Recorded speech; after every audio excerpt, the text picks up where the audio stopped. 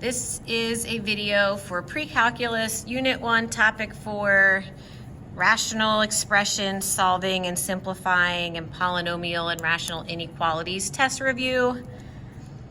For number 1, it's a polynomial less than or equal to 0, so I first have to factor to figure out the values for my number line. So it multiplies to 15, that adds to 8, is 5 and 3. I'm going to set each factor equal to 0, solve, and on my number line, in order from small to big, I've got these x-intercepts. These are zeros. So now we have to test our numbers. I need to know if anything less than -5, if it makes a positive or negative outcome. Something between -5 and -3, and something more than -3. So pick a number, any number less than -5. I like -10. Any number between -5 and -3, the easiest is -4. And something more than -3, I like 0. That's a nice solid number to use. So now I'm going to test. If I put -10 into my factors, this is a negative multiplied by a negative, which makes positive. So the result is positive here. Any number less than -5 will give me a positive. Now I'm going to test -4 into each binomial. -4 plus 5 is positive. -4 plus 3 is negative. Positive times negative is negative. This interval is negative. One more, we're going to test 0.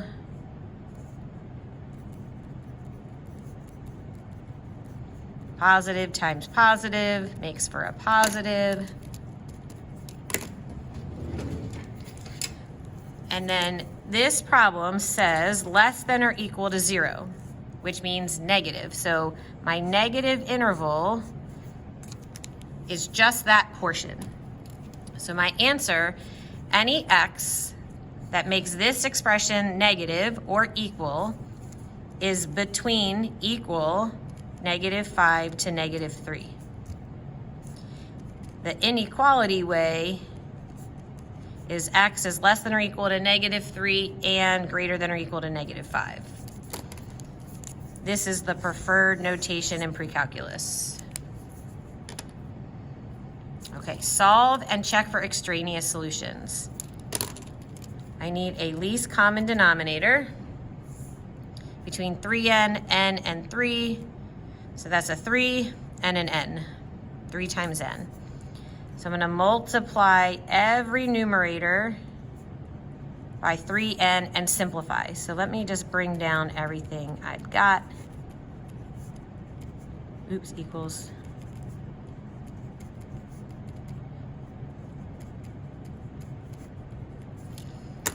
And when I simplify, I'm looking for terms that divide to 1. So 3 divides by 3, n divides by n, here n divides by n, and here 3 divides by 3. So I'm left with n plus 5 equals 3 plus 2 times n. Nothing is squared. I don't have a quadratic, so I want to get my n's on one side and my numbers on the other. Since this is the bigger n, I'm going to subtract this one over here. And then I'm going to move my other number over here. So I get 2 equals n. Extraneous means this value would make the denominator 0. So does 2 plugged into n make for 0?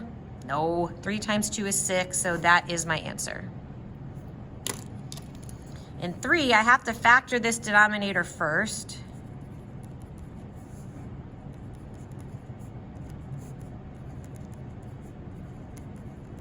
There's a greatest common factor of p that I can take out.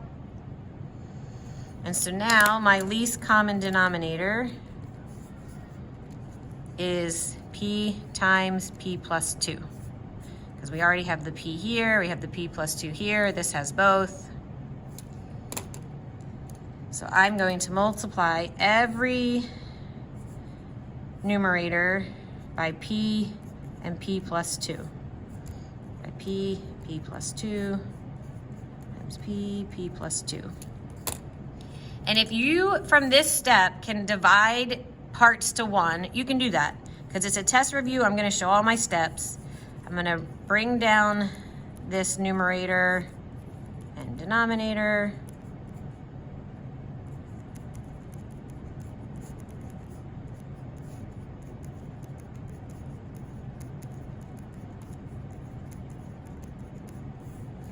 And now divide. So p plus 2's divide, the p's divide, both of these terms divide. And we are left with 2p equals p plus 2 minus p minus 4. Distribute.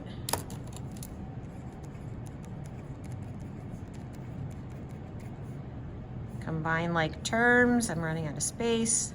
So here p minus p is 0. So I get 2p, 2 plus 4 is 6. Divide by 2, p is 3. Maybe, I gotta check it. In the denominator, if I plug in 3, do I get 0? I do not. That is my answer. Simplify. This is no solving. There's not an equal sign anywhere. So this is for multiplying what factors can divide to 1. So first I have to factor everything.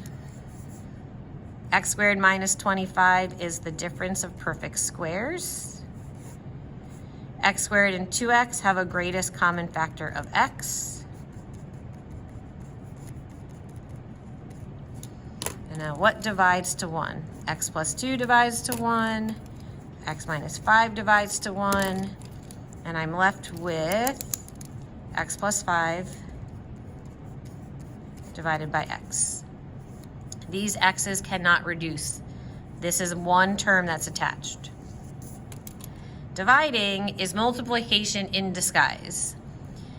I'm going to factor the first fraction. The numerator has a greatest common factor. The denominator, what multiplies to 4, that adds to negative 5. And then dividing, we're going to change to multiplication of the reciprocal. So we flip this fraction from what we were given. X minus 4 divides to 1. X plus 2 divides to 1. And we are left with 3x over x minus 1. In 6, subtraction. So as I factor this, what multiplies to 12, that adds to negative 7. It's negative 4, negative 3. I'm going to write it as plus a negative 3. This just helps me not forget about the distribution of a negative. This will be my common denominator. So I'm going to use that. Anything divided by itself is 1. So I'm going to multiply by the part that the denominator is missing on both the top and bottom. So now we've got this distributed. So 4 plus negative 3x plus 9 all over my common denominator. 4 and 9 makes for 13.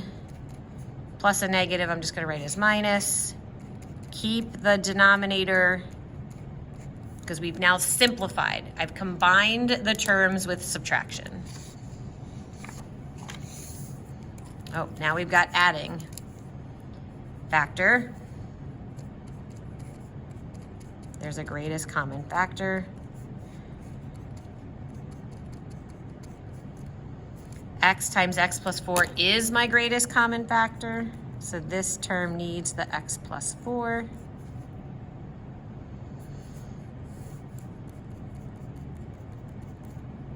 Bring down this x plus, we have to multiply here. So I've got x times 4, 2 times x, 2 times 4. And then combining our like terms, keep my denominator. No other x squared. All right, let's count these up. 1 plus 6 makes for 7x. And then just the constant of 8.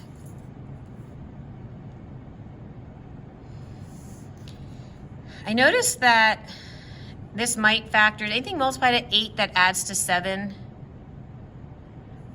No, because of that positive. I could think of 8 and negative 1, but when we multiply, that's negative 8. So nothing else simplifies there. We're done. Ooh, now we've got a rational inequality. So with the rational inequality on my number line, I need any value that's undefined from the denominator. So when does that denominator equal 0? So when x is 3, this expression is undefined. Can't divide by 0. The zeros are when the numerator equals 0. So that's the x-intercepts, the roots. What multiplies to negative 12, that adds to 4. Multiply it to add, so the smaller number is negative, oh, there we go. So x minus 2 equals 0, x plus 6 equals 0, 2. So on my number line, I've got negative 6 is the smallest number. That's an x-intercept. 2 x-intercept. 3 undefined, that would be an asymptote, or you can put a little u for undefined. And now we have to test. And I really like my fraction in factored form, so I'm going to take my factors and rewrite it like this. So this is the expression I'm going to use when I'm testing my numbers. Something smaller than negative 6, something between negative 6 and 2. Between 2 and 3, I don't have a choice but to use a decimal, and then something more than 3. You could pick 4. I like to go to 10. I like, 10s are just a nice number. All right, so our testing. When I take negative 10 into each factor,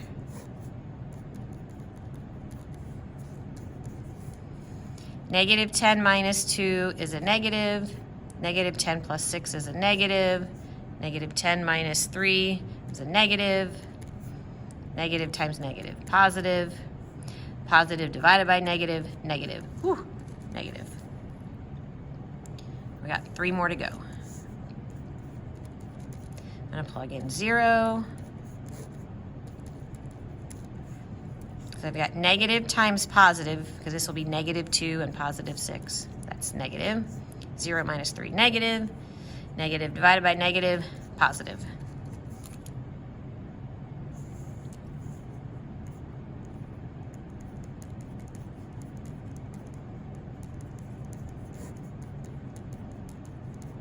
All right, 2.5 minus 2 is positive. Oops, I almost said it wrong. It'll be positive a half. 2.5 plus 6, that's positive.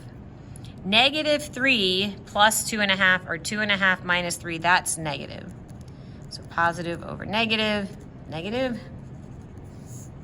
That's a negative interval. And then 10, positive, positive, positive. These will all be positive. We want less than or equal to 0, which means negative intervals. So that's here and here. I have to be careful when I write my answers. So I'm going to write my answers on the line. I can be equal at negative 6 because that came from the numerator. I can't be equal at 3 because that came from the denominator. So the negative 6 and the 2 are going to be a square bracket. But if I think of my number line, we're going to go negative infinity to negative 6, but equal at negative 6, and equal at 2 to 3, but not equal at 3. So I'm going to use that open curved bracket to say very, very close, but not equal.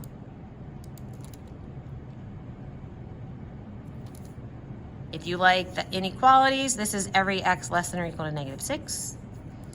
And this is x less than 3, but greater than or equal to 2.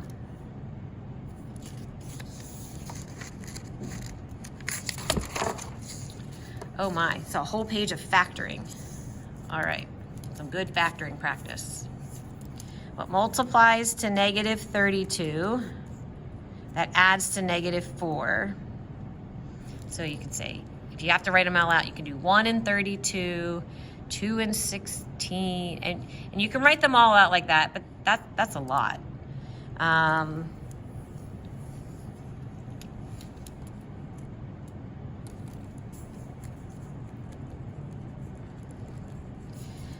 For 3, 32 doesn't divide by 3. Let's do 4, 4 and 8. Oh, 4 and 8.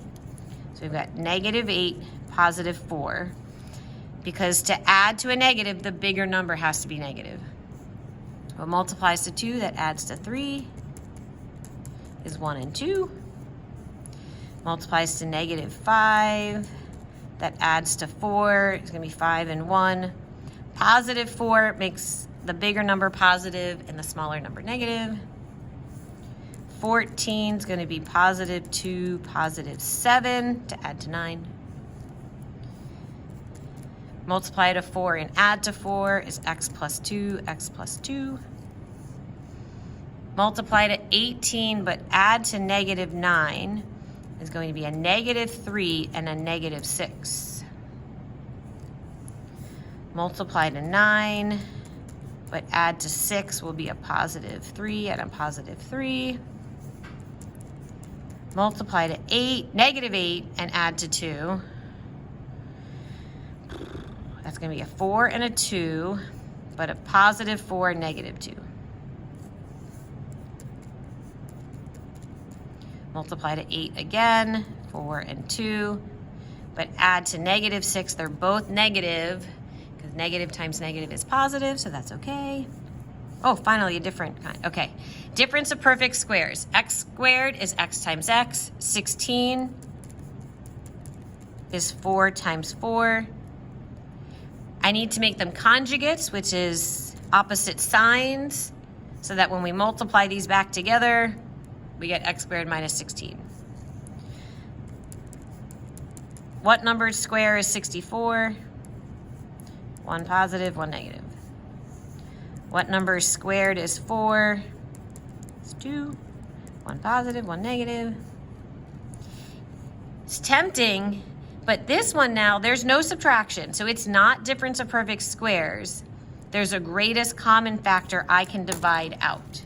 So greatest common factor means I can divide out an x, and what's remaining is x plus 4. You can't make this greatest common factor disappear. You have to leave that x there. These can divide evenly by x, again by x. 4 and 12 divide by 4. 4 and 8 divide by 4. We did it. All right, we factored the whole page. 2 final problems. These are complex fractions. If you get freaked out by this division bar, I want you to rewrite the problem with the division symbol like we saw on the second page of the test review. Dividing means multiply by the reciprocal, and I'm going to factor. I'm going to put some brackets here so I'm not tempted to divide. So x minus 6 divides by itself, and we are left with -6 over 2 times x plus 6. But what's -6 divided by 2? -3. So our final answer is -3 over x plus 6. This is the big division line again.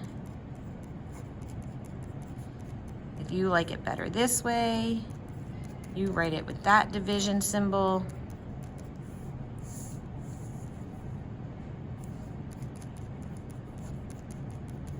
Multiply by the reciprocal. So x squared minus 1 factors to x plus 1, x minus 1. What multiplies to 5 that adds to negative 6 is negative 1, negative 5. X minus 1 divides to 1. X minus 5 divides to 1. Oh, I got a third color over here. X plus 1 divides to 1. So what do I write? Well, if I had been showing my work the whole way and not just skipping this step, I'm left with a whole bunch of 1s. I've got 1 times 1 times 1 divided by 1 times 1 times 1, which is 1.